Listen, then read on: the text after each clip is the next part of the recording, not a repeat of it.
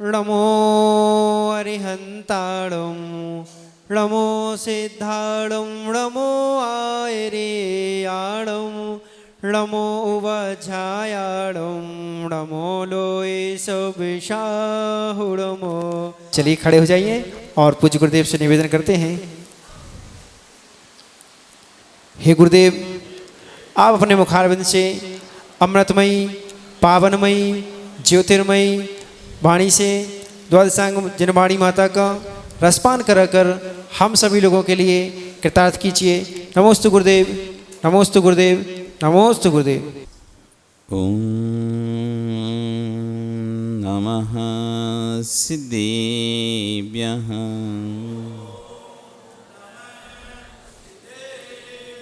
ओम नमः सिद्धेभ्यः।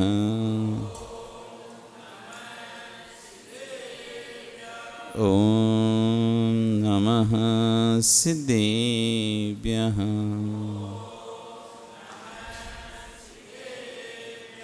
सत्वे सुमित्रिं गुणिषु प्रमोदं क्लिष्टे सुजीवेषु कृपावरत्वं माध्यस्थभावं विपरीतवृत्तौ सदा ममात्मा विदधातु देवः। सदा ममात्मा विदधातु देवः। सदा ममात्मा विदधातु देवः। नमो अरिहन्ताणं नमो सिद्धाणं नमो आयरीयाणं नमो वज्रायाणं नमो लोय सव्यसाहुणं। बोले अनंत अनंत से परमेष्ठी भगवानी की, आदिरम आदिनाथ भगवानी की, वर्तमान शासन महावीर भगवानी की, आचार्य अमित गति स्वामी महाराज की, आचार्य विश्व सागर जी महाराज की, अहिंसा में विश्व धर्म की। बंधु, वर्तमान शासन न्यायिक वर्धमान स्वामी के शासन में तीर्थंकर प्रभु की चरण निष्ठा में बैठकर हम सभी जिन देशना का श्रवण कर रहे हैं, आचार्य भगवान अमित गति स्वामी महाराज आत्मा के ज्ञायक स्वरूप की चर्चा कर रहे हैं। तो वही आचार्य विश्व सागर जी महाराज अपनी देशना को यहाँ पर दे रहे हैं। कल यहाँ कह रहे थे ज्ञानी कुछ बातें सीख लेना चाहिए, कुछ बातें सीख लेना चाहिए, चाहे चिरकाल दीक्षित साधु क्यों ना हो, परंतु कष्ट की बेला नाजुक होती है। कितने भी समय से दीक्षित भी साधु न हो, लेकिन कष्ट की बेला में परिणाम बड़े नाजुक रहते हैं। उसमें उपसर्ग, पीड़ा, संकट आता है जब शरीर के ऊपर, उस समय परिणाम बड़े संभाल के रखने पड़ते हैं। ऐसे कहो कि बिल्कुल इसे किसी दीवार पर कोई व्यक्ति खड़ा होना, एक सब पतली सी दीवार पर बड़ा संभल के खड़ा होना पड़ता है। थोड़ा भी हिला डुला नीचे गिरेगा, नीचे गिरता है सीधा। ऐसी कष्टों के संकट के दिनों में परिणाम बहुत जल्दी नीचे गिर जाते हैं, परिणाम बहुत जल्दी उथल पुथल होते हैं। कहना आसान है उपसर्ग सहन करना चाहिए, उपसर्ग सहन करना चाहिए, लेकिन उपसर्ग आता है ना, उस समय शब्द याद नहीं आते सहन करना चाहिए। ये परिणाम रह पाना बड़े कठिन होते, बड़े नाजुक होते हैं। 200 वर्ष का पुराना वृक्ष भी क्यों ना होगा, आचार्य कह रहे हैं, उसका स्कंद कितना भी दृढ़ क्यों ना होगा, लेकिन जड़ कितनी भी मजबूत क्यों नहीं हो, परंतु कोपल तो नाजुक ही होता है उसका भी।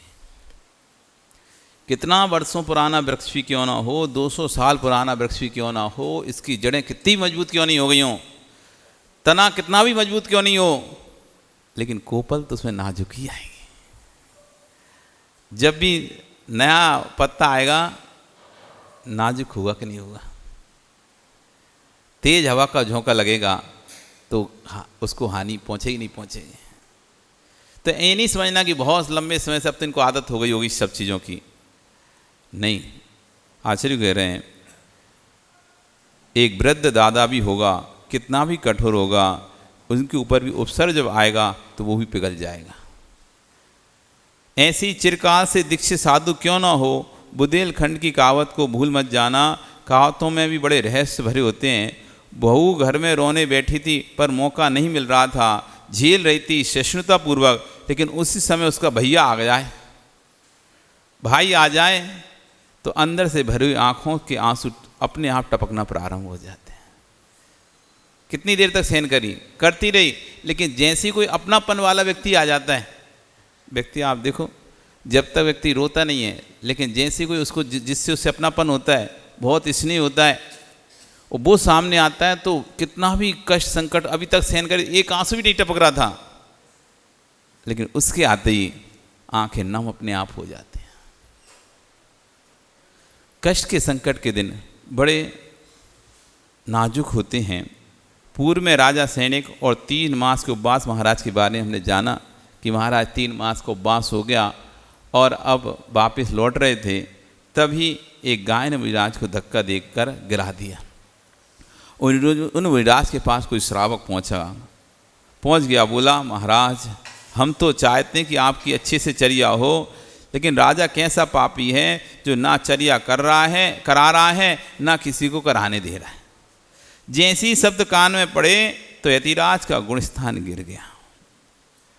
उन्होंने निदान बंद कर लिया, मेरी तपस्या का कोई फल हो तो मैं इसको आगे अगले भव में देखूंगा, मेरी तपस्या का कोई फल हो मैं इससे बदला लूं, इसको देखूं। हे महाराज तुम्हारी 3 माह की लंघन हो गई, और 3 माह के उपवास कोई छोटी मोटी बात नहीं होती। एक समय का पानी ना मिले तो व्यक्ति तड़प जाता है। जिनने 3 माह उपवास किए और 3 समय मात्र में क्षण मात्र आपने नष्ट कर दिए। श्राप को संभल कर रहना। ग्रीष्म काल में एक दिन भोजन ना मिले तो कैसा लगता है, उसको दिन में तारे दिखते हैं, और जब भोजन ही नहीं मिलता तब उनसे पूछो। अल्प आहार किया है तब भी आपकी हालत बिगड़ जाती है। थोड़ा सा भोजन करते तो हालत बिगड़ जाती, कम कर दो, थोड़ा कम हो जाए, रोज़ खाते उससे थोड़ा सा कम खाओ तो कहने लगते कमजोरी लग रही है। और जो निहार रहते हैं कुछ भी नहीं कह रहे हैं, धन्य है ईश्वर की तपस्या। भैया श्रावक ने जो यूँ कहा था उसके भाव तो अच्छे थे, परंतु विवेकहीन था। किस समय कहना चाहिए किस समय नहीं कहना चाहिए, इस विवेक से शून्य था। किन शब्दों का उपयोग करना चाहिए किन शब्दों का उपयोग नहीं करना चाहिए, इस विवेक से शून्य था। शब्दों की प्रवृत्ति में ना आहार देने देता है ना आहार देता है। उस त्यागी जी के परिणाम कहाँ जा रहे थे, परंतु कहाँ उतार दिए। उतने में उतरने में देर नहीं लगी। यदि आपको पानी ऊपर चढ़ाना है तो क्या करना पड़ेगा, हैं? पानी ऊपर चढ़ाना है तो क्या करना पड़ेगा, मोटर चलानी पड़ेगी तभी पानी ऊपर चढ़ेगा, ऐसे चढ़ जाएगा पानी। लेकिन पानी नीचे उतारना है तो क्या करना पड़ेगा, पानी ऊपर चढ़ाना है तो क्या करना पड़ेगा, मोटर लगानी पड़ेगी, मेहनत करनी पड़ेगी, तब जाके कहीं पानी ऊपर चढ़ेगा। वो पानी नीचे उतारना है, कौन सी मोटर लगानी पड़ेगी नीचे उतारने के लिए? पानी कुछ नहीं करना, एक नली की टोंटी खोली, अपने आप पानी भल भल भल भल नीचे आ जाएगा, कोई मोटर नहीं ले। ऐसी परिणाम चढ़ाने के लिए बहुत मेहनत लगती है, ऊपर गुणस्थान चढ़ाने में बहुत मेहनत लगती है, बहुत मेहनत लगती है। जितनी ऊपर चढ़ाएंगे उतनी ज़्यादा हॉर्स पावर की मोटर चाहिए, जितनी ज़्यादा परिणामों को ऊपर की ओर ले जाएंगे, चाहे नीचे से पानी ऊपर की ओर खींचा जाए चाहे नीचे से पानी ऊपर की ओर भेजा जाए। एक मोटर ऐसी होती है ऊपर रखी रहती है, नीचे से खींचती है। कुआं पे देखा ना, एक ऊपर रखी है नीचे से खींचती है। बोरवेल में देखा आपने, नीचे डली है ऊपर फेंकती। कहीं भी ऊपर पानी जब भी लाना है तो जितना गहरा होगा और जितनी स्पीड से पानी लाना, उतनी ज़्यादा हॉर्स पावर की मोटर चाहिए। सामान मशीनों से नहीं निकलेगा। आप सोचो 10 मंजिल पे पानी, टुल्लू पंप की छोटी सी मशीन हम 10 मंजिल पे पहुंचा दें, नहीं पहुंचा पाओगे। वो पूछता है जब आप बोरवेल करवाते हो, जेट कराते हो, कितनी ऊपर तक पानी चढ़ाना है, उतनी हॉर्स पावर की मशीन उसमें डालना है आपको। आप छोड़ो सस्ती डाल दो तुम तो, कोई भी नहीं भैया, आपको ऊंचाई कितनी पर लेके जाना है। अगर आपको बस बाहर ही निकाल के फेंकना है तो फिर तो ठीक है, लेकिन बाहर निकाल को एक तो पहले नीचे से 300 फीट से ऊपर आना, फिर ऊपर फिर 300 फीट जाना, कितना 600 फुट के लिए, उसके लिए उतनी पावर चाहिए पड़ेगी, तब जाके वो चढ़ पाएगा। तो जितने परिणाम ऊपर ले जाना होता है उतनी ज़्यादा विशुद्धि चाहिए पड़ती है। जितनी ज़्यादा विशुद्धि होगी, जितनी ज़्यादा विशुद्धि होगी, परिणाम उतने ऊपर जाते हैं। पर गिराने के लिए कोई विशुद्धि की जरूरत नहीं पड़ती है। गिराने के लिए कोई हॉर्स पावर की जरूरत की मोटर नहीं कि पानी कितनी नीचे तक ले जाना है, 1000 फीट नीचे जाना है, बताओ कौन कितने हॉर्स पावर की मोटर लगेगी बताओ। चढ़ाने के लिए 300 फीट ऊपर चढ़ाने के लिए 1 हॉर्स पावर की मोटर लगी, तो 1000 फीट नीचे ले जाने के लिए कितने हॉर्स पावर की मोटर लगी, लगाओ माना कि ऐसे करके कैलकुलेशन करो, गणित का कैलकुलेशन होता है ना पहले से। माना कि 10 रुपये में 12 केले आते हैं, तो 50 रुपये में कितने केले आएंगे है ना। तो ऐसे ही अब लगाओ कि 300 फीट ऊपर चढ़ाने के लिए 1 हॉर्स पावर की मोटर लगती है, तो 1000 फीट नीचे ले जाने के लिए कितने हॉर्स पावर की मोटर लगेगी, कितना 3 हॉर्स पावर की, कोई नहीं लगेगी। स्वतः ही जितना नीचे ले जाना हो, जितना नीचे ले जाना हो, जितना नीचे और जितना नीचे जाएगा उतनी स्पीड से जाएगा। ऊपर तो स्पीड कम होती है, जितना ऊपर लेके जाओगे स्पीड धीरे धीरे कम होती जाएगी उसकी, लेकिन नीचे ले जाने में जितना नीचे जाएगा और स्पीड बढ़ती जाएगी। आपने नहरें निकलती, नहरें नदियों से नहरें निकलती हैं, तो कभी नहरों को देखा हो ना, कभी वो सीधी नहर नहीं बनाते, वो हर 100 मीटर के बाद डाउन करते हैं, एक ब्रेक वो लगा देते हैं, बैरिकेड लगा देते हैं। जैसे आपको स्पीड ब्रेकर होता है ना, ऐसे पानी को रोकने के लिए एक बैरिकेड लगा देते हैं थोड़ा, और दूसरी नीचे होती है। क्यों? क्योंकि इतना लंबा पानी है, स्पीड से नहीं जा पाएगा, और लेकिन थोड़े दूर बाद जब पानी नीचे गिरता है फिर स्पीड से जाने लगता है, गिरता है फिर स्पीड जा। ऐसी जितने भी नहर होती हैं वहाँ आप देखना 100 मीटर पर 150 मीटर पर अपने आप गैप आ जाएगा, वो ऊंचा है ये नीचा है, ये ऊंचा है, ऊपर से पानी गिरता है तो स्पीड से भागता है, तेजी से भागता है, तेजी से जाता है। जितनी डैम होती है ना, पानी ऊपर ऊंचाई पे स्टोर किया जाता है, वहाँ से नीचे आता है पानी, कितना 500 फीट, 100 फीट ऊपर रहता है डैम का पानी का लेवल इस साइड में, और इधर नीचे 100 फीट नीचे, 150 फीट नीचे स्पीड से जाता है। तो आचार्य कह रहे हैं कि यदि आपको ऊपर की मंजिल में पानी ले जाना है तो बहुत प्रयास करना पड़ेगा, लेकिन पानी गिराना है तो कितना प्रयास करना, कुछ ही प्रयास नहीं करें। ऐसे परिणाम पानी की धारा के जैसे हैं, जो हमारे परिणाम हैं वो पानी की धारा के जैसे हैं। ऊपर ले जाने में बहुत मेहनत करनी पड़ती, बहुत मेहनत करनी पड़ती है, लेकिन नीचे गिरने में समय नहीं लगता। नीचे की ओर सहज ही आ जाते हैं।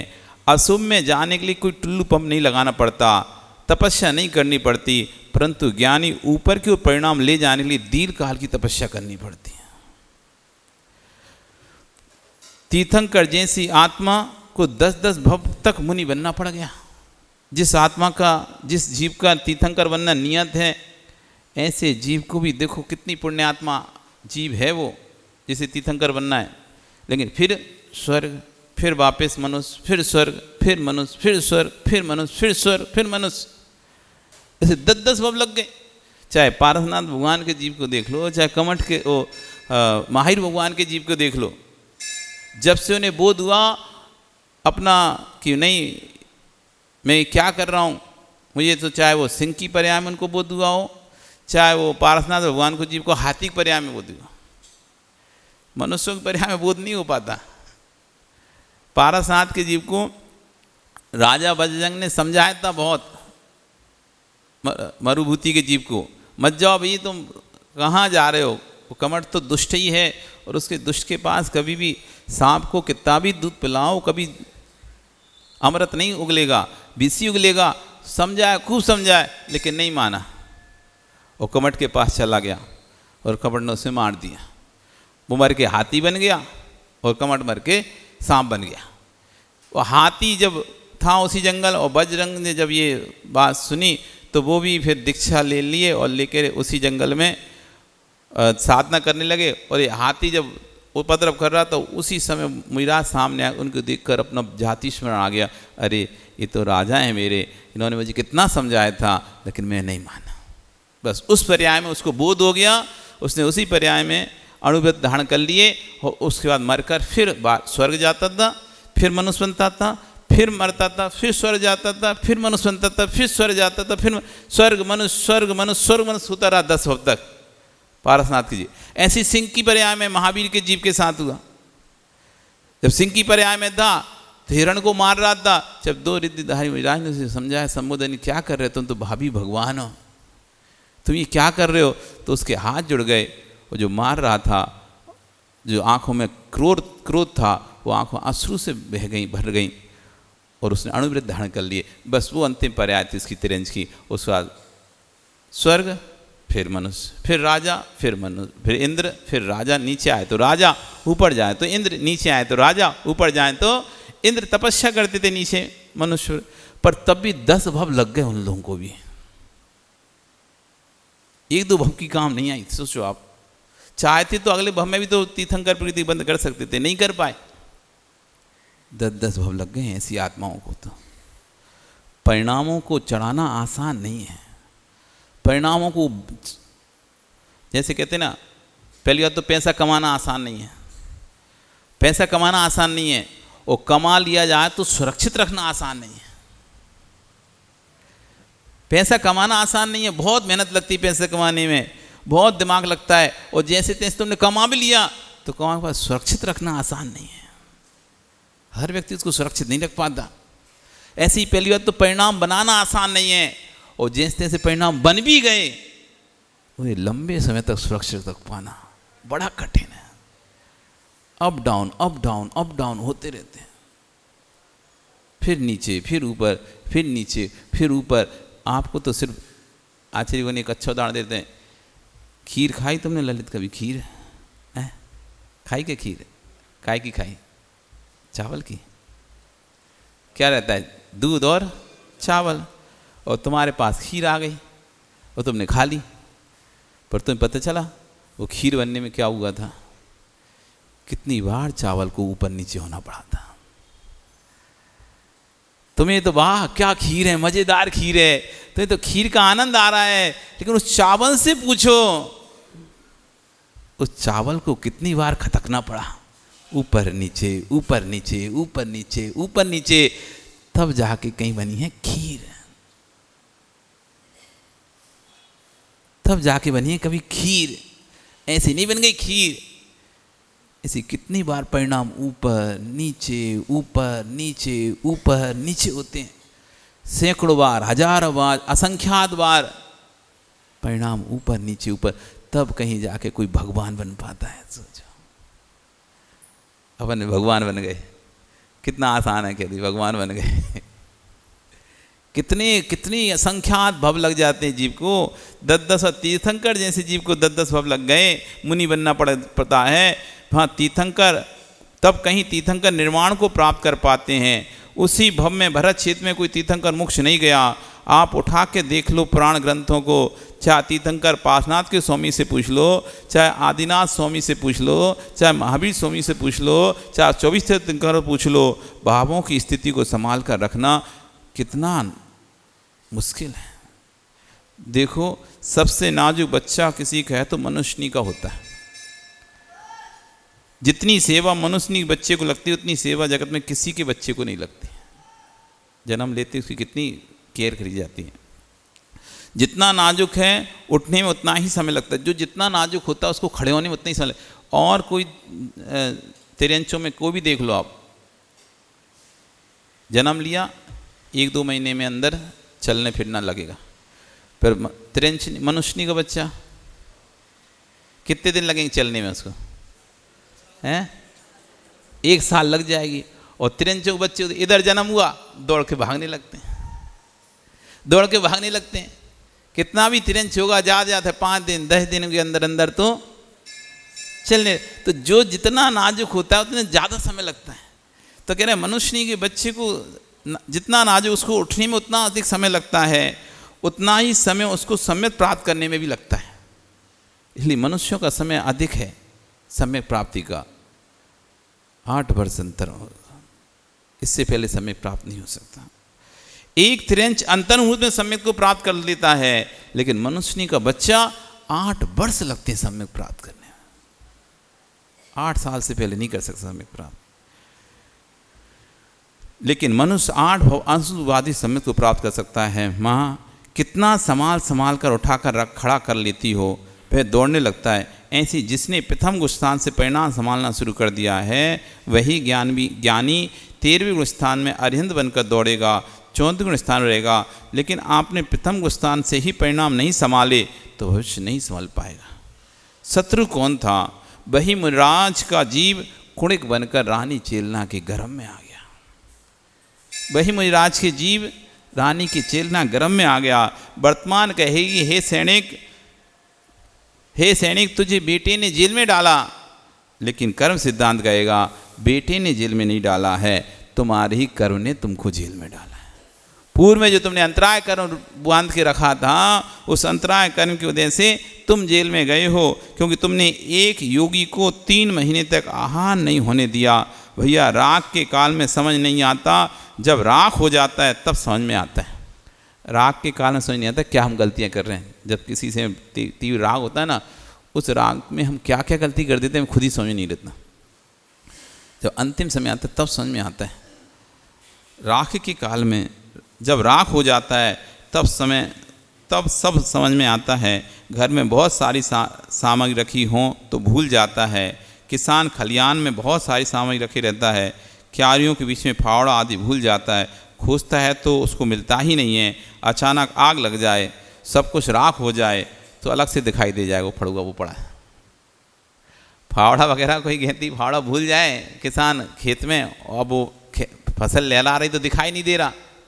लेकिन मान लो खेत में आग लग गई और सारी फसल जल गई, अपने आप देख लेंगे वो रह खेती है, वो रहा पहाड़ा, वो रहा तसला, सब देखे। तो राख के काल में सब देखने लगता है। संकट के काल में सब समझ में आता है ये क्या क्या गलती करी हमने, कहाँ चूक हुई, कहाँ भूल हुई उनसी। अभी समृद्धि का काल चल रहा है, सुख का काल चल रहा है, गोल्डन टाइम चल रहा है, सोने का समय चल रहा है, तो कुछ भी समझ नहीं आएगा। पुण्य का काल चल रहा है, और सबसे ज़्यादा पाप पुण्य के काल में ही होते हैं। इसलिए पुण्य के काल को बड़ा संभल के भोगना पड़ता है। पुण्य के समय में हमारी सारी झूठ, चोरी, मायाचारी, छल, कपट सब ढक जाता है। पुण्य का एक काल ऐसा होता है, उस काल में हमारे जितने पाप हैं सब ढकते चले जाते हैं। तो ढकने से क्या होता है, और हमको प्रोत्साहन मिलता है। जैसे किसी ने चोरी करी और उसकी चोरी नहीं पकड़ी जाए तो उसे फिर से चोरी करने की इच्छा होती है। वो पहली बार में पकड़ी गई तो कान पकड़ ली, अब नहीं करेंगे चोरी, अब नहीं करेंगे। पहली बार करी तो उसी में पकड़े गए, और नहीं पकड़ी हो रही तो और उत्साह बढ़ता जाता है। तो पुण्य का काल सबसे खतरनाक काल है। इस काल में सबसे ज़्यादा पाप होता है, क्योंकि व्यक्ति को भान ही नहीं रहता ना, गलत करता है लेकिन कोई उसे बताने वाला नहीं होता तुमने गलत कर रहे हो, कोई उसे टोकने वाला नहीं होता तुम गलत कर रहे हो। वो करता चला जाता है, गलतियों पे गलती करता चला जाता है। जब तक तेरे पुण्य का बीता नहीं करार, तब तक तुझको माफ है, गलती करो हजारों गलतियां भी करता है तो भी वे छुप जाती हैं, ढक जाती हैं। इस पुण्य का काल सबसे खतरनाक काल है। इसी काल में सबसे ज़्यादा संभल कर रहना होता है। पाप के उदय में तो वो थोड़ा कुछ भी करता है ना तो वो पकड़ में आ जाता है, तो वो फिर बच के रहता है, ये नहीं करते, अभी हमारा टाइम सही नहीं चल रहा, कुछ भी काम नहीं कर रहा, समय नहीं चल रहा। और पुण्य के काल में वो जिस व्यापार में हाथ डालता है वो वहीं उसी में सक्सेस हो जाए। वो हिंसक व्यापार में हाथ डाले तो सक्सेस, तो उसका पैसा बढ़ता है तो क्या है, कहाँ देखूँ कहाँ सबसे ज़्यादा प्रॉफिट हो रहा है, तो वहाँ इन्वेस्टमेंट करना प्रारंभ कर देता है पुण्य के काल में। तो अशुभ जगहों पर, तीव्र हिंसक व्यापारों में, बड़ी बड़ी फैक्ट्रियाँ लगाने में, बड़े बड़े चीज़ों को खोलने में, जहाँ पर तीव्र हिंसा, उसमें भी अपना पैसा इन्वेस्टमेंट कर। अब पैसा तो इतना आ रहा है ना, अब पैसा अनाप शनाप आ रहा है, अनाधुंध आ रहा है, अब उसको इन्वेस्ट करे कहाँ, इतना पैसा रख नहीं सकता। तो इधर उधर बैंकों में रख नहीं सकता, दिखा सकता नहीं है, तो कहीं इसके साथ पार्टनरशिप, कहीं उसके साथ पार्टनरशिप, कहीं इस व्यापार में, कहीं उस व्यापार में, यहाँ की ज़मीन, यहाँ का मकान, ये करो वो करो, मतलब पैसे को अब कहाँ संभाले। ऐसी बीच में एक ऐसी जगह भी वो फंस जाता है जहाँ तीव्र हिंसक कार्य होता है। वो पुण्य का पैसा, वो पुण्य के उदय में जो पैसा आ रहा था ना, वो पैसा कैसी जगह लग गया, तीव्र हिंसक, पर वो पुण्य के उदय में समझ में नहीं आ रहा। जब राख होगा तब सब समझ में आएगा। समझना मैं क्या कह रहा हूँ, राख के काल में सामग्री दिखाई नहीं देती, जब राख हो जाता है तब साफ दिखाई देती है। यानी पापों से उदास हो जाना, यहाँ धार्मिक चीज से उदास मत होना, पापों से उदास हो जाओ। तीव्र मंद एक जैसा आश्रम नहीं होता है, तीव्र भावों से किया है या मंद, तो तीव्र भावों से किया तो मंद बंद होगा या तीव्र बंद होगा। तीव्र बंद होगा, ज्ञात भावों से किया तो अधिक बंद होगा, अज्ञात भावों से किया है तो अल्प बंद होगा।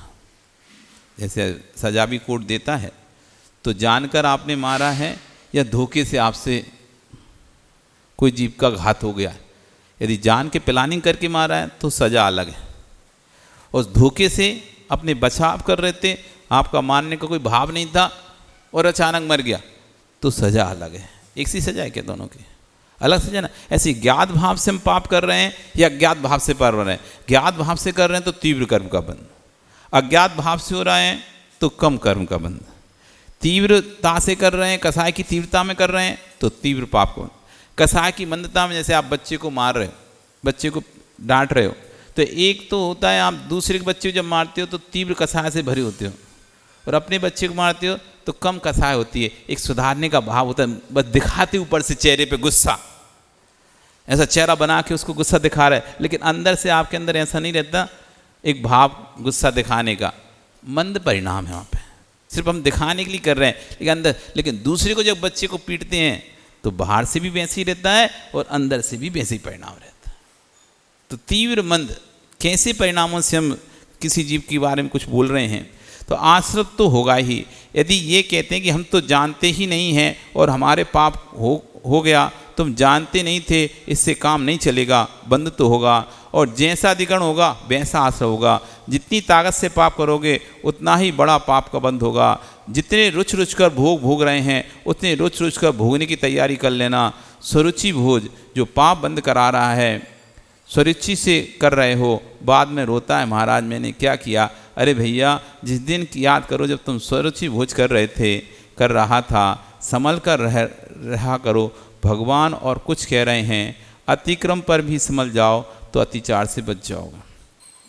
आचार्य में कह रहे हैं कि जब तुम भोजन कर रहे थे सुरुचि भोज, तब अपने रुचि रुचि का भोज कर रहे थे, और बाद में जब उदय आया पेट दर्द कर रहे, और डॉक्टर बाद हम क्या किया हमने, हमारे को पेट दर्द करा है, तब देखते ना जब खा रहे थे डट के अपने मन से, ये उठाया वो उठाया ये खाया, उस समय नहीं आ रहा था, अब पेट दर्द कर रहा है अब रो रहे हो। स्वरुचि भोज के समय समझ में आ जाता कि कम खाऊं, थोड़ा कम खाऊं, ज़्यादा नहीं खाऊं। उस समय तो ये भी खा लो ये भी खा लो ये भी खा लो, सब खा लिया, पानी पिया नहीं ढंग से और पेट फूल गया, गैस बन गई, दस्त लग गए, अब डॉक्टर के पास जाके रो रहा है। तो आज ही कह रहे हैं स्वरुचि भोज के काल में ही समझ जाता तो डॉक्टर के पास में नहीं जाना पड़ता, उसी समय समझ के कितना खाना है कितना लेना है उसी समय सोच लेता कि ये नहीं खाना है मुझे, ये मेरी प्रकृति के अनुकूल नहीं है, ये मेरे स्वास्थ्य के अनुकूल नहीं है, तो फिर डॉक्टर के पास नहीं जाना होता। तो कर्म बंद के काल में ही समझ जाते तो फिर आपको रोना ही नहीं पड़ता। अतिक्रम हुआ था उसी समय समझ जाते तो अतिचार नहीं होता, अतिचार हो गया था तो समझ जाते, अनाचार नहीं होता। अचार में नहीं समझ पाया, वे अनाचार में चला गया। व्रत में के जाने को बिगड़ने को देखते रहना, व्रत लेना सरल है पर लेकिन व्रत का पालन करना कठिन है। आ गया एक श्रीफल लेकर, स्वामी नियम चाहिए, उन्होंने आशीर्वाद दे दिया। एक क्षण में व्रत होता है लेकिन एक क्षण के लिए नहीं होता है, व्रत जीवन पर्यंत के लिए होता है अथवा नियम अवधि के लिए होता है। व्रत लेना तो एक क्षण में हो जाता है, बस आपने महाराज नियम दे दो क्या आशीर्वाद, ठीक है नियम हो गया एक क्षण में नियम, लेकिन वो एक क्षण के लिए नियम नहीं है।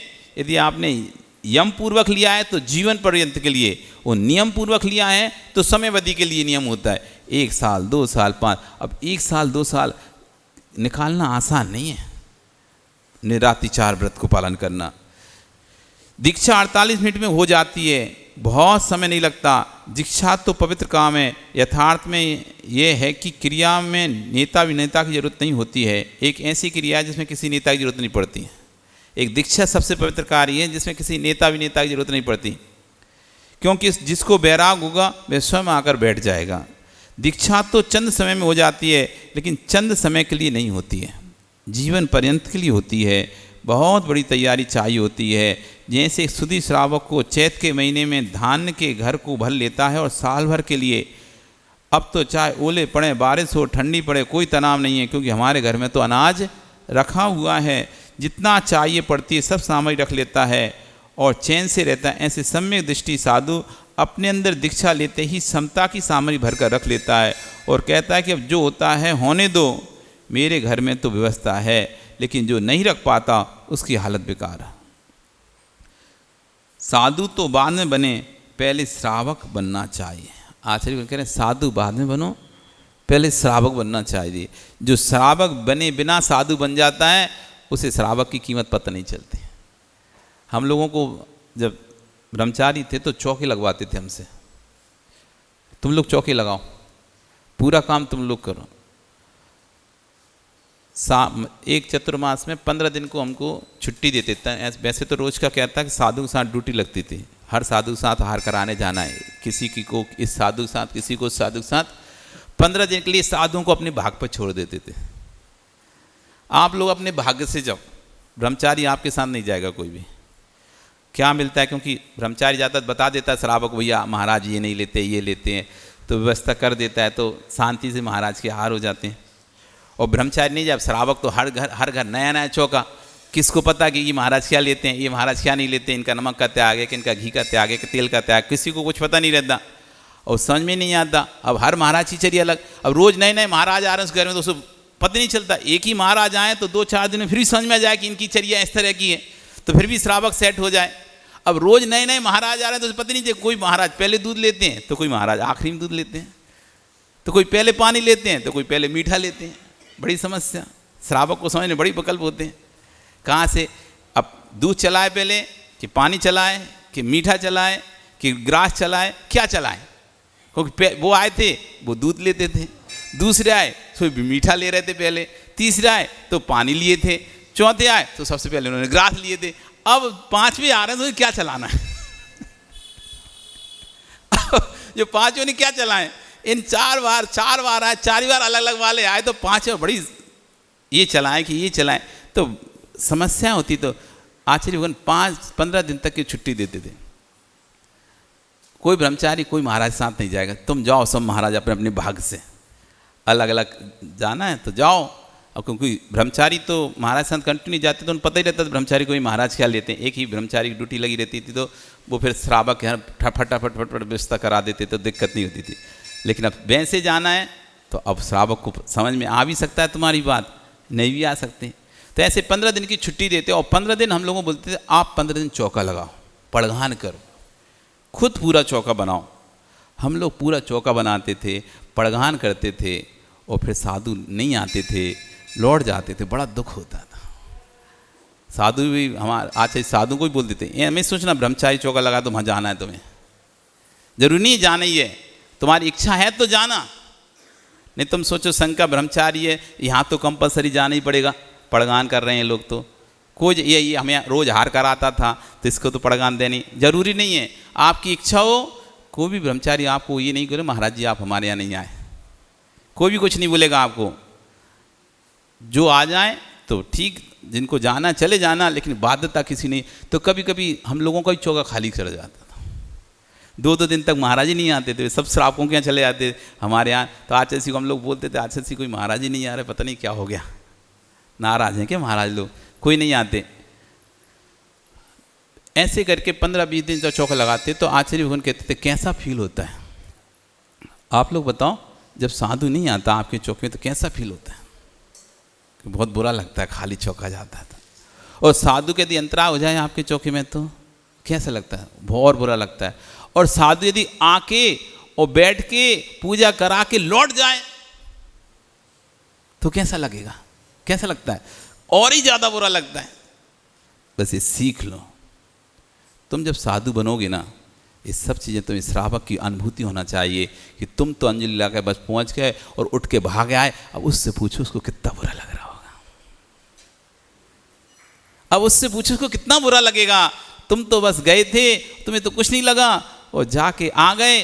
अब उससे पूछो सुबह से कितनी मेहनत लगती है खाना बनाने में, सुबह से चौका तैयार करने में कितनी मेहनत लगती है, और तुम तो जाके बस आ गए। एक क्षण नहीं लगा तुमको जाने के और लौट के आने में। आपने उसकी थोड़ा सा उससे गलती हो गई और आप तो फटाक से लौट आए। थोड़ा सोचते इस बात को कि मैं जब श्रावक था, चौका लगाता था तो कितनी मेहनत लगती थी, और साधु लौट जाता था तो कितना वेदना होती थी। अगर मैं लौट जाऊंगा इसके घर से, इसको कितनी तकलीफ होगी। साधु बनने से पहले श्रावक बनना चाहिए, तब जाके श्रावक के मेहनत की कीमत पता चलेगा। तब जाके, जैसे बेटा जब तक पिता नहीं बनता ना, तब उसको पता नहीं चलता पिता की मेहनत क्या होती है, पिता की कीमत क्या होती है, पिता की जिम्मेदारियां क्या होती हैं। जब स्वयं पिता बन जाता है ना, तब पता चलती पिता की जिम्मेदारियां क्या होती हैं। तो श्रावक बनकर ही साधु बनना चाहिए। इस विषय पर आचार्य भगवान कल चर्चा करेंगे। आज आपका समय, कल फिर आओगे, पर आ रही तो फिर चर्चा करेंगे। बोली भगवान महावीर स्वामी की।